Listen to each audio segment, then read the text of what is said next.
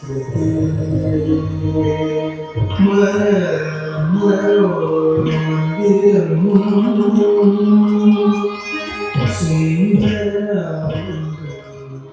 എസ്.ടി.യിലെ സമുദായത്തിലെ കുട്ടികൾ ഇങ്ങനെ വരുന്ന കാണുമ്പോൾ മറ്റുള്ളവർക്ക് അതൊരു രസക്കേട് തന്നെയാണ്.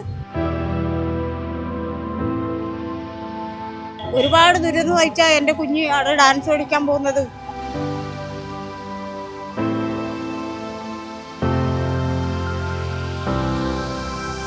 അവൻ എന്താ പറയുക, അത്രയും പാവപ്പെട്ടൊരു കുട്ടിയായതുകൊണ്ട് എനിക്ക് അവൻ ഒരു സ്റ്റേറ്റിൽ വന്ന് കളിക്കണം ഒരുപാട് മോഹമുണ്ട്.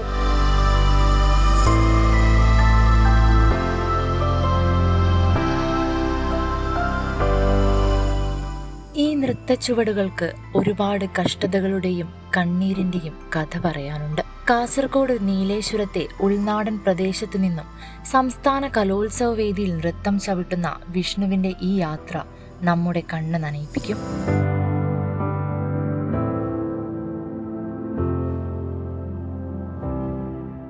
വളരെ പാവപ്പെട്ട ഒരു കുട്ടിയാണ്. അപ്പോൾ കാസർഗോഡ് ജില്ലയിൽ നിന്ന് കുച്ചിപ്പുടി ഫസ്റ്റ് കിട്ടി വന്നതാണ്. അപ്പം അവൻ എന്താ പറയുക, അത്രയും പാവപ്പെട്ടൊരു കുട്ടിയായതുകൊണ്ട് എനിക്ക് അവൻ ഒരു സ്റ്റേറ്റിൽ വന്ന് കളിക്കണം ഒരുപാട് മോഹമുണ്ട്. അപ്പോൾ ആ ഒരു മോഹം സഫലീകരിക്കുകയാണ് ഇന്നത്തെ ഈ ഒരു പ്രോഗ്രാം. വിഷ്ണുവിനെ മാമിന് എങ്ങനെയാണ് പരിചയം? ഡാൻസ് സ്കൂളിൽ വന്നിട്ടാണോ? വിഷ്ണു അതായത് 2 വർഷം മുമ്പേ ഒരു ഡാൻസ് സ്കൂൾ ഇങ്ങനെ തിരഞ്ഞ് നടക്കുകയായിരുന്നു തോന്നുന്നു. അപ്പോൾ അങ്ങനെ എൻ്റെ ബോർഡ് കണ്ടപ്പോൾ അവൻ അങ്ങോട്ട് വരികയായിരുന്നു. വന്ന് ക്ലാസ്സിൽ ജോയിൻ ചെയ്യട്ടെ ചോദിച്ചു. നമ്മൾ ചെയ്തോളാൻ പറഞ്ഞു. അപ്പോൾ ടീച്ചർ എനിക്ക് സാമ്പത്തികമായിട്ട് വളരെ ഇല്ലാത്തൊരു കൂട്ടത്തിലാണ് എനിക്ക് പക്ഷെ പഠിക്കണം എന്ന് ഒരുപാട് മോഹമുണ്ട് പറഞ്ഞു.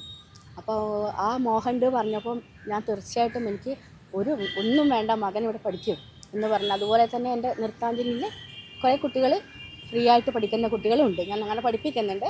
അപ്പോൾ അവൻ്റെ കഴിവ് കണ്ടറിഞ്ഞ് അവൻ ഒരുപാട് കലയോട് അത്രയും താല്പര്യമുള്ളൊരു കുട്ടിയാണ്. അപ്പോൾ ഞാൻ പറഞ്ഞു, അപ്പോൾ കഴിഞ്ഞ വർഷം ഞാൻ കളിപ്പിച്ചില്ല, കാരണം അവൻ ഫോക്ക് ഡാൻസ് മാത്രമേ കളിച്ചുള്ളൂ. കഴിഞ്ഞ വർഷം സ്റ്റേറ്റിൽ വന്നായിരുന്നു ഫോക്ക് ഡാൻസിന്.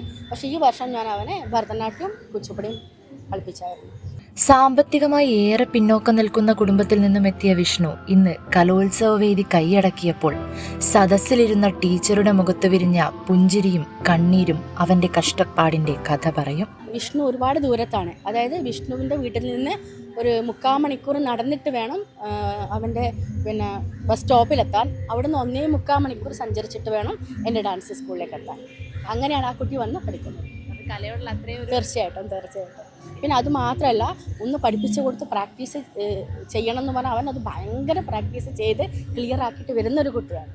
അത് വളരെ അപൂർവം കുട്ടികൾക്ക് മാത്രമേ ഞാൻ കാണാറുള്ളൂ. അപ്പോൾ അങ്ങനെ ഒരു കുട്ടിയാണ് വിഷ്ണു. സംസ്ഥാന കലോത്സവത്തിൽ പങ്കെടുക്കുക എന്നത് സാമ്പത്തികമായി ഏറെ ചിലവുള്ള കാര്യമാണ്. എന്നാൽ നാട്ടുകാരുടെയും സ്കൂളിലെ പൂർവ്വ വിദ്യാർത്ഥികളുടെയും മനസ്സു നിറഞ്ഞുള്ള സഹായം അവനെ അവന്റെ ലക്ഷ്യത്തിലെത്തിച്ചു. വളരെ സന്തോഷമുണ്ട്. എല്ലാവരും എനിക്ക് ഹെൽപ്പ് ചെയ്തിട്ടുണ്ട്. ടീച്ചർ നന്നായി സപ്പോർട്ട് ചെയ്തിട്ടുണ്ട്. പിന്നെ എൻ്റെ സ്കൂളിലെ വാട്സപ്പ് കൂട്ടായ്മ അവരൊക്കെ സഹായിച്ചിട്ടാണ് ഞാൻ ഇവിടെ വരെ എത്തിയത്. എനിക്ക് ഒരുപാട് സന്തോഷമായി. പക്ഷേ ഞാൻ അവനെ പഠിപ്പിക്കാൻ വിടുന്നത് അത്രയും കഷ്ടപ്പെട്ടിട്ടാണ്. ഒരുപാട് ദുരിതം സഹിച്ചാൽ എൻ്റെ കുഞ്ഞ് അവിടെ ഡാൻസ് പഠിക്കാൻ പോകുന്നത്, തിരിച്ചു വരുന്നതെല്ലാം. നമ്മളവിടുന്ന് ഇങ്ങനെ നമ്മൾ ഈ കാട്ടുമൂലക്കല്ല, കേരള കർണാടക ഫോറസ്റ്റിൻ്റെ അതിർത്തിയിൽ ഇങ്ങനെ ഒരു കുട്ടി ഇങ്ങനെ ഉയർന്നു വരുന്ന കാണുമ്പോൾ അത് ആർക്കും അത് അത്ര ഒരു രസമുള്ളതല്ല. അത് ഞാൻ പറയാം, അത് സത്യമെന്നത്. പ്രത്യേകിച്ച് ഞങ്ങളെ ഈ എസ്.ടി.യിലെ സമുദായത്തിലെ കുട്ടികൾ ഇങ്ങനെ വരുന്ന കാണുമ്പോൾ മറ്റുള്ളവർക്ക് അതൊരു രസക്കേട് തന്നെയാണ്. അങ്ങനെ വരുമ്പോൾ ഞാൻ എവിടെ വേണമെങ്കിലും പറയും. അത് നമുക്ക് അനുഭവത്തിൽ കൂടി ഉള്ളതാണത്. മാലോത്ത് കസ്ബയിലെ പൂർവ്വ വിദ്യാർത്ഥികളുടെ ഒരു കൂട്ടായ്മ ഉണ്ട്. അവർ 20,000 റുപ്യ അവരും കൊടുത്തിട്ടുണ്ടായി. അങ്ങനെ ഒരു സഹായം കിട്ടിയിട്ടുണ്ട്. എങ്ങനെയായാലും കഷ്ടപ്പെട്ടിട്ട് അവന് മുമ്പിലൊക്കെ തന്നെ പഠിപ്പിക്കാൻ തന്നെ തീരുമാനിച്ചിട്ടുള്ളൂ. പ്രത്യേകിച്ച് സ്റ്റേറ്റ് കലോത്സവം എന്ന് പറയുമ്പോൾ ഇവിടെ ഒരുപാട് ചിലവ് വരും നമുക്ക്. അപ്പം ഇവൻ്റെ കാര്യത്തിലാകുമ്പോൾ ഞാനതൊന്നും ചിന്തിക്കാതെ നമ്മൾ നാട്ടിൽ നിന്ന് ഇങ്ങോട്ട് വന്നതാണ്. കാരണം ഇവൻ്റെ കോസ്റ്റ്യൂം ഡിസൈൻ ചെയ്യുന്നത് ഞാനാണ്. അപ്പോൾ ഇങ്ങനെ നമുക്ക് ചെയ്യാൻ പറ്റുന്നത്, കാരണം അങ്ങനെ കാസർഗോഡ് പിന്നോക്ക ജില്ലയാണ്. പിന്നോക്ക ജില്ലയിൽ അങ്ങനെ ഒരു സ്ഥലത്ത് നിന്ന് വരുന്ന ഒരാളാണ്. അപ്പോൾ സാമ്പത്തികമായിട്ട് വളരെ ബുദ്ധിമുട്ടുള്ള കുടുംബമാണ്. പക്ഷെ നമുക്കൊരു കലാകാരൻ എന്ന നിലയിൽ നമുക്ക് ഏറ്റവും ചെയ്യാൻ പറ്റുന്നത് ഏറ്റവും വളരെ കോസ്റ്റ്യൂം ആയാലും മേക്കപ്പ് ആയാലും നമ്മളെ കൊണ്ട് ചെയ്യാൻ പറ്റുന്ന പരമാവധി. അതൊരു സന്തോഷം നിലയിൽ ഈ സ്റ്റേറ്റിലേക്ക് വരുമ്പോൾ ഞാനൊന്നും നോക്കിയില്ല ഇവൻ്റെ കാര്യത്തിൽ. നമുക്ക് ചെയ്യാൻ പറ്റുന്ന രീതിയിലെല്ലാം നമ്മൾ ചെയ്തു. കല ഒരു ബിസിനസ് ആകുന്ന കാലത്ത് ഇത്തരം അധ്യാപകരും നാട്ടുകാരും കലയ്ക്ക് വേണ്ടിയും കലയെ ഇഷ്ടപ്പെടുന്ന കുഞ്ഞുങ്ങൾക്ക് വേണ്ടിയും മുന്നോട്ട് വരുന്നത് ഏറെ സന്തോഷകരമായ കാര്യമാണ്. ഹോം അപ്ലയൻസ് വാങ്ങാൻ ഒരിടത്ത്, ക്രോക്കറി വാങ്ങാൻ വേറൊരിടത്ത്, ഗാഡ്ജറ്റ്സ് വാങ്ങാൻ വേറെ എവിടെയോ ഒരിടത്ത്. അതെ, എന്തിനെങ്ങനെ പലയിടത്തും ഓടണം? മൈജി ഫ്യൂച്ചർ ഉണ്ടല്ലോ. മൊബൈൽ ഫോൺ മുതൽ ഹോം അപ്ലയൻസസ് വരെ എല്ലാം ഒരിടത്ത്, ഏറ്റവും കുറഞ്ഞ EMI. അങ്ങനെയാണെങ്കിൽ ഏറ്റവും കുറഞ്ഞ വില. ആഹാ, എന്നാ ഏറ്റവും കൂടുതൽ ഓഫറുകൾ.